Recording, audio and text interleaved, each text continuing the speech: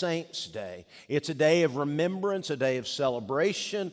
We remember those who were a part of our church family, okay, and have joined the church eternal within the last year. That's what we do in this church.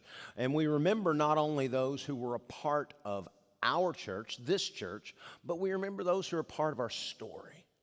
Those who had a positive influence or impact on our lives, more specifically an influence on our faith in God. We celebrate their positive contributions to this church, to our community, and to our personal walk with the Lord.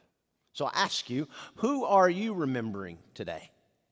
Who are the saints you are remembering? Are you remembering a mother, a father, a grandparent?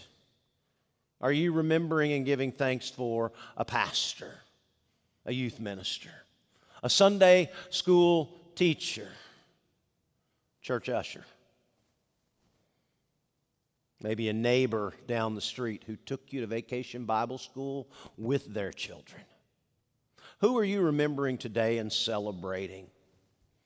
And I would ask you, are you living your life in such a way that you honor their legacy of faith within you? Perhaps today is also a day of decision. We'll get there, okay? Who will remember you someday? Honor you, celebrate you.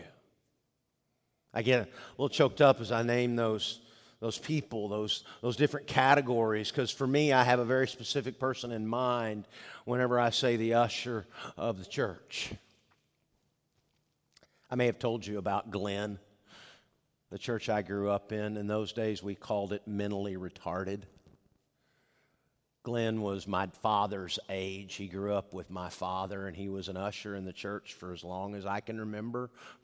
Long before I was born, there's a plaque in my parents' church, the church I grew up in, to Glenn Stykes.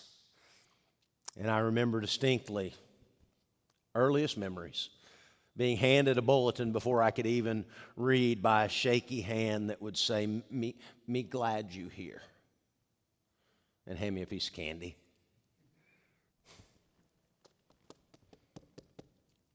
His favorite song was I'm a Child of the King, an old hymn, and he would sing it about once a year, and you could understand about 4 words out of the whole song, but man, he would sing it with all he had. And every time that the pastor would say, do we have any prayer requests?